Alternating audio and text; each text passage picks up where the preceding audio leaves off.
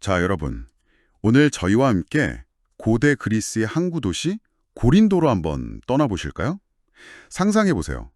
동서양의 무역이 막 교차하고 온갖 문화와 철학에 부딪히던 아주 활기차고 또 번영했던 도시였어요. 그런데 말이죠. 그 화려함 이면에는 또 깊은 그림자가 있었던 거죠. 도덕적인 혼란, 또 끝없는 욕망 같은 것들이 꿈틀대고 있었달까요? 오늘 저희가 좀 깊이 파고들 자료는요. 바로 이 매력적이면서도 어쩌면 좀 위험한 도시, 고린도, 그리고 그곳에 세워졌던 초기 교회 이야기를 다룬 손동원 박사님의 신학 논문입니다. 제목이 상업적 번영과 욕망의 도시가 주는 현대 교회를 위한 신학적 교훈인데요. 이게 미국 힐링 커뮤니티 교회 강단에서 선포됐을 때 많은 분들한테 큰 울림이랑 지혜를 주었다고 하더라고요. 손 박사님은 이 논문을 통해서 그 2000년 전 고린도 교회의 경험이 오늘 우리에게 던지는 5가지 중요한 메시지를 뽑아내셨어요. 네, 맞습니다. 이 논문이 그냥 과거 이야기만 하는 게 아니고요. 고린도라는 그 도시의 독특한 환경 있잖아요. 그 상업적인 성공, 또 다양한 철학들, 그리고 만연했던 종교적인 혼합주의나 성적인 타락 같은 것들, 이 모든 게 그 신생교회 공동체에 어떤 영향을 미쳤는지, 그리고 사도 바울이 이런 상황 속에서 어떤 복음의 원리를 선포하면서 교회를 세워나가려고 했는지, 이걸 아주 날카롭게 분석하고 있습니다. 그리고 손 박사님은 이 분석을 바탕으로 해서 오늘날 교회가 정말 귀담아 들어야 할 5가지 핵심 교훈, 뭐랄까 일종의 경고등 같은 통찰을 제시하고 계신 거죠. 5가지 경고등. 네, 좋습니다. 오늘 저희가 바로 이 통찰들을 하나씩 살펴보면서요. 그 번영과 타락이 공존했던 고린도, 그리고 그 안에서 분투했던 교회의 모습을 통해서 오늘 우리 시대의 교회와 또 신앙을 한번 비춰보는 시간을 가져보겠습니다. 어쩌면 우리의 모습이 보일지도 모르겠네요. 자, 그럼 첫 번째 통찰부터 한번 시작해 볼까요? 손동원 박사님이 첫 번째로 주목하시는 게 바로 고린도의 그 양면성입니다. 에게해랑 아드리아해, 그 두 바다를 연결하는 아주 전략적인 요충지였잖아요. 심지어 배가 육로로 거의 운하처럼 건너다니던 디올코스라는 시설까지 있었다니, 와, 이건 고대 세계의 진짜 무역 허브였던 거죠. 네, 그렇죠. 그런 환경 덕분에 부가 엄청나게 몰려들었을 거고요. 네네. 그런데 손 박사님은 바로 이 풍요가 이게 오히려 신앙의 큰 시험대가 되었다. 이렇게 지적을 하시는 겁니다.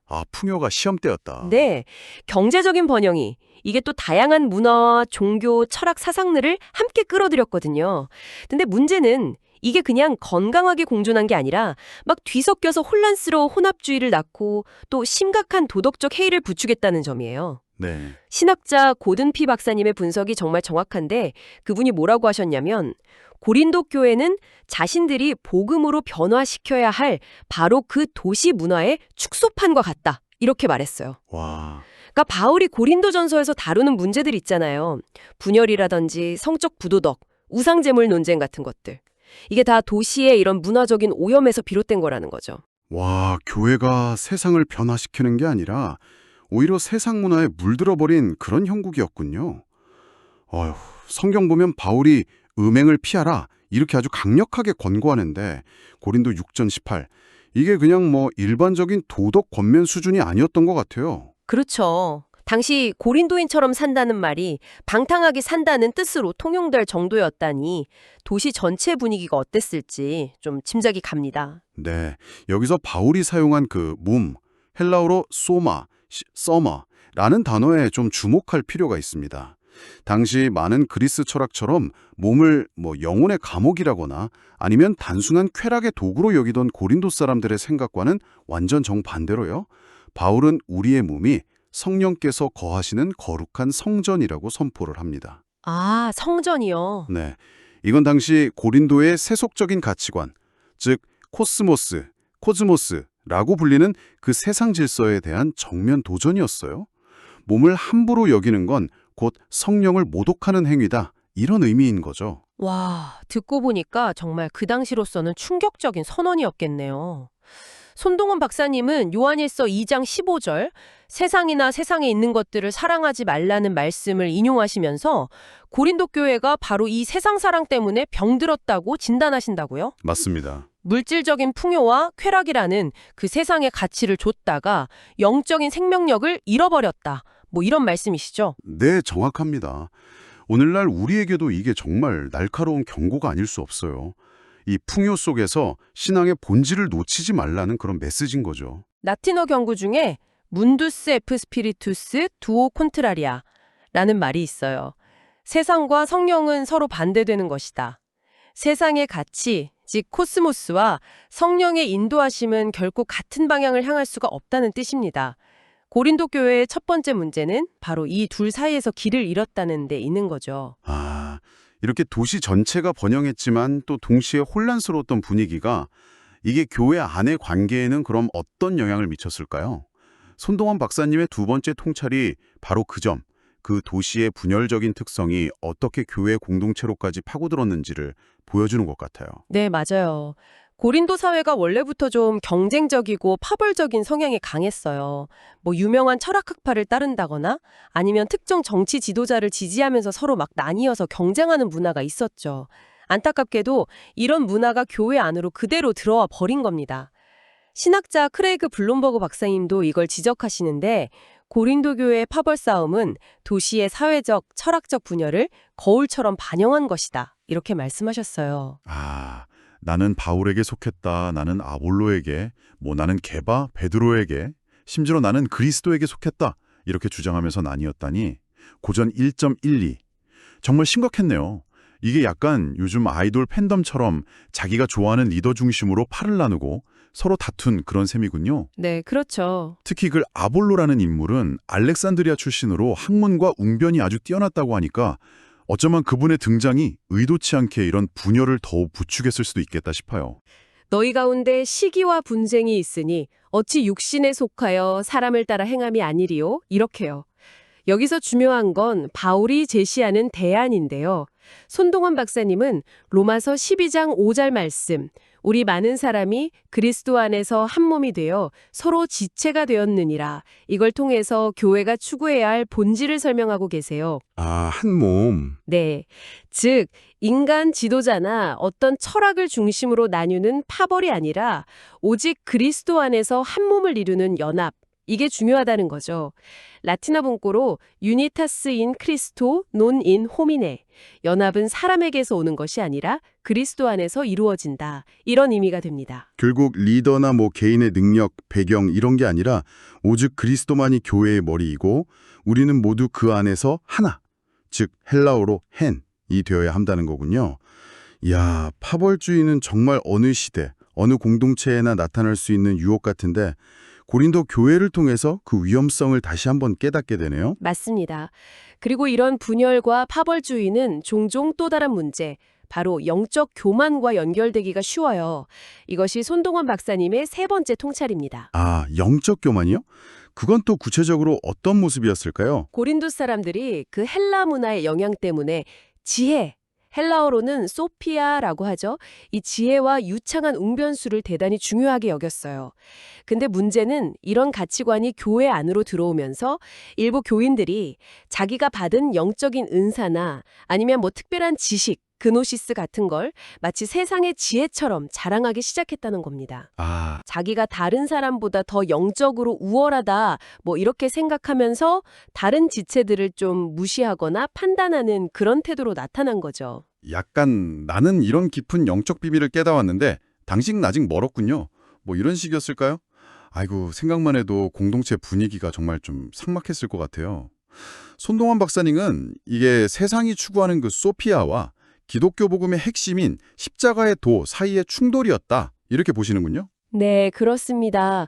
신학자 리처드 헤이즈 박사님도 고린도인들의 지혜와 웅변 추구가 영적 엘리트주의로 변질되었다고 지적을 하세요. 그들은 인간의 지성이나 화려한 언변에 너무 매료되어서 진짜 하나님의 지혜는 역설적이게도 세상이 보기에는 어리석은 것, 즉 모리아로 보이는 십자가의 복음에 있다는 사실을 놓쳤던 거죠. 아, 모리아. 네.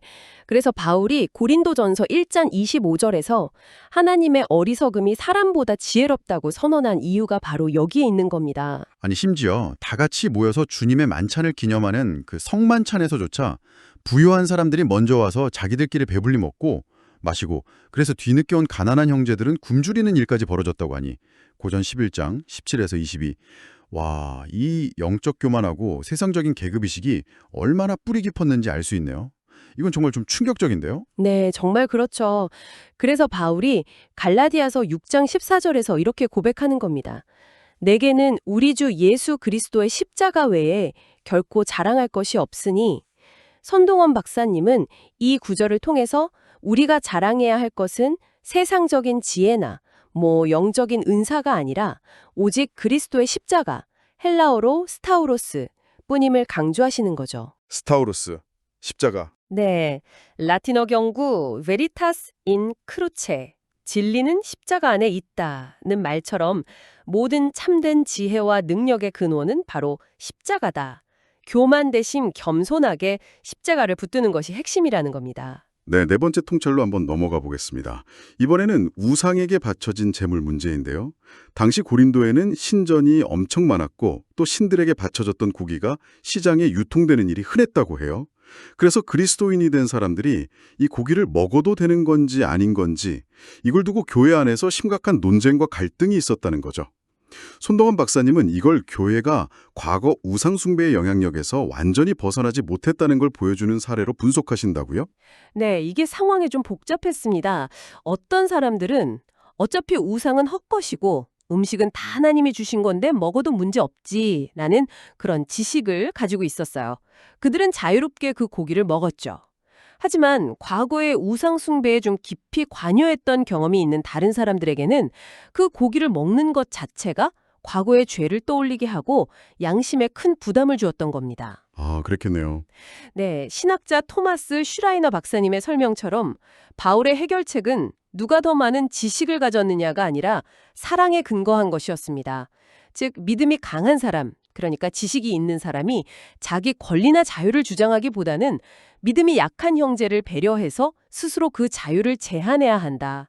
이런 거였죠. 아, 그 말씀이군요. 고린도전서 8장 9절. 너희의 자유가 믿음이 약한 자들에게 걸려 넘어지게 하는 것, 스톰블링 블럭이 되지 않도록 조심하라. 여기서 바울이 사용한 그 걸림돌, 헬라어로 프로스코마라는 단어가 핵심이네요. 네, 맞아요. 내 지식과 자유가 아무리 정당하다 하더라도 그게 다른 지체에게 상처를 주거나 신앙의 장애물이 된다면 사용하지 말아야 한다는 뜻이군요. 이야, 정말 중요한 원칙입니다. 그렇습니다. 바울이 궁극적으로 강조했던 것은 지식이나 권리가 아니라 바로 사랑, 즉 헬라어로 아가페였어요. 아가페? 네. 이 아가페 사랑은 단순히 감정적인 걸 넘어서서 공동체의 유익, 그리고 다른 지체의 영적 성장을 위해서 기꺼이 자신의 자유를 희생하고 섬기는 그런 구체적인 행동을 포함하는 겁니다. 손동원 박사님은 로마서 14장 19절, 화평의 일과 서로 덕을 세우는 일을 힘쓰나니 이 말씀을 인용하시면서 개인의 지식 자랑보다는 공동체의 화평과 서로를 세우는 일, 이게 헬라어로 오이코도메오라고 하는데요. 집을 짓다, 세우다는 뜻이거든요. 여기에 힘쓰는 게 훨씬 중요하다고 강조하십니다. 오이코도메오, 서로를 세우는 것. 네, 라틴어 경구 사이엔티아 인플레트, 카리카사 에디피카트라는 말도 있죠. 지식은 사람을 교만하게 하지만 사랑은 덕을 세운다. 이 원리를 딱 보여주는 말입니다. 이제 손동원 박사님이 제시하시는 마지막 5번째 통찰입니다. 어쩌면 이게 가장 중요하고 또 우리에게 직접적으로 와닿는 메시지일 수도 있겠는데요. 바로 고린도 교회가 겪었던 이 모든 문제들, 세상 문화와의 타협, 분열, 영적 교만, 사랑 없는 지식 같은 것들, 이게 단순히 2000년 전 과거의 이야기가 아니라 오늘날 모든 시대의 교회가 언제든 직면할 수 있는 문제들의 어떤 원형 또는 예시가 된다는 것입니다. 네, 손 박사님은 고린도 교회의 사례가 현대 교회에게 마치 거울과 같다고 말씀하세요. 데비드 갈란드 박사님 역시 고린도서는 타락한 세상 속에서 교회가 어떤 모습이어야 하는지에 대한 시대를 초월한 논평이다. 이렇게 평가를 했습니다. 고린도 교회가 보여준 여러 문제점에도 불구하고 복음은 여전히 그 공동체를 거룩하게 하고 또 연합시킬 힘이 있다는 희망 또한 보여준다는 것이죠. 바울 자신도 자기 약함을 고백하면서 내 능력이 약한 데서 온전하여짐이라 고 12.99 말했듯이 하나님의 은혜, 즉 카리스와 능력, 디나미스, 종종 우리의 연약감 속에서 가장 빛을 발하는 것 같습니다. 듣고 보니 고린도 교회 문제들이 정말 남의 이야기 같지가 않아요. 그 파벌주의, 교회 안의 성윤리 문제, 또 은사나 직분을 가지고 교만해지는 모습들, 지식은 많은데 사랑은 부족한 모습, 세상의 성공 논리를 따라가는 모습. 어쩌면 정도의 차이만 있을 뿐이지 오늘날 우리 주변에서도 쉽게 찾아볼 수 있는 모습들인 것 같습니다. 네, 그렇죠. 특히 고린도전서 5장에 나오는 그 아들과 결혼한 계모와 관련된 충격적인 성적 부도덕 사건 있잖아요. 거기에 대해서 바울이 공동체 전체의 책임을 물으면서 단호하게 징계를 요구하는 모습은 교회가 죄의 문제를 어떻게 다루고 거룩함, 헬라어로 하기야죠, 거룩하게 구별하다는 뜻이죠. 이 거룩함을 어떻게 지켜나가야 하는지에 대해서 많은 생각을 하게 만드네요. 네. 손동원 박사님은 요한계시록에 나오는 에베소 교회가 처음 사랑을 잃어버렸다고 책망받은 것처럼 K2.4, 고린도 교회 역시 복음을 처음 받아들였을 때 그 순수함과 열정, 즉 그 처음 사랑을 상당 부분 잃어버렸다고 지적하십니다. 그래서 오늘날 교회에 가장 필요한 것은 바로 이 처음 사랑, 즉 복음의 본질로 돌아가서 회복하는 것이다 이렇게 강조하세요. 유명한 라틴어 구호 있잖아요. 에클레시아 셈퍼 레퍼란다 에스트. 교회는 항상 개혁되어야 한다. 이 말처럼 교회는 끊임없이 자신을 성찰하고 세상의 방식이 아닌 하나님의 말씀 위에 스스로를 새롭게 세워나가야 한다는 것이죠. 네. 오늘 손동원 박사님의 논문을 통해서 고린도 교회라는 창문으로 2000년 전 교회의 생생한 모습을 들여다본 것 같습니다. 세상 문화에 물들기 쉬운 교회의 연약함, 그럼에도 불구하고 추구해야 할 연합과 겸손, 또 지식보다 앞서는 사랑의 중요성, 그리고 끊임없이 개혁되어야 할 교회의 사명까지. 정말 많은 질문과 도전을 던져주는 시간이었습니다. 네, 신학자 D.A. 카슨 박사님이 말씀하셨듯이 교회의 진정한 건강성은 얼마나 많은 영적 은사나 능력을 가졌느냐가 아니라 얼마나 신실하게 서로 사랑하느냐에 달려있다고 했거든요. 손동원 박사님의 분석도 결국 같은 결론에 이르는 것 같아요. 고린도 교회의 가장 치명적인 약점은 바울이 그토록 강조했던 사랑, 바로 아가페의 부재였습니다. 아가페, 사랑의 부재. 네, 예수님께서 너희가 서로 사랑하면 이로써 모든 사람이 너희가 내 제자인 줄 알리라. 요한 13장 35절고 말씀하셨듯이 이 아가페 사랑이야말로 세상 속에서 교회가 교회다움을 보여주는 유일하고도 가장 확실한 증거라는 거죠. 라틴어 경구 아머린 메디오 논 수페르비아. 중심에는 교만이 아니라 사랑이 있어야 한다는 이 외침이 오늘 우리 마음에도 좀 깊이 새겨지면 좋겠습니다. 오늘 이 깊은 탐구를 함께 하신 여러분, 2000년 전 고린도 교회의 빛과 그림자 속에서 혹시 오늘 여러분이 속한 공동체 혹은 여러분 자신의 신앙 여정에 어떤 단면을 발견하셨나요? 고린도 교회의 이야기는 우리에게 정말 중요한 질문을 던집니다. 교회는 본래 세상의 빛과 소금, 라틴어로는 룩스 문디, 살테라에가 되어서 세상을 변화시켜야 하는데 오히려 세상의 맛과 방식에 길들여져서 그 본질적인 영향력을 잃어버릴 위험은 없는가 하는 그런 질문입니다. 오늘 여러분과 여러분의 공동체는 세상의 어떤 맛에 좀 익숙해져 가고 있다고 느끼시나요? 그리고 그 안에서 어떻게 하면 다시 그리스도의 맛, 즉 복음의 순수함과 거룩한 사랑, 헬라어 하기오스, 거룩한이죠. 이 맛을 되찾아서 세상에 선명하게 드러낼 수 있을지 한번 함께 고민해보는 시간이 되셨기를 바랍니다. 네, 귀한 통찰이 담긴 손동원 박사님의 논문 자료에 다시 한번 감사드리면서요. 오늘 저희의 탐구는 여기서 마치겠습니다. 다음에도 흥미롭고 또 유익한 자료로 여러분을 다시 찾아뵙겠습니다.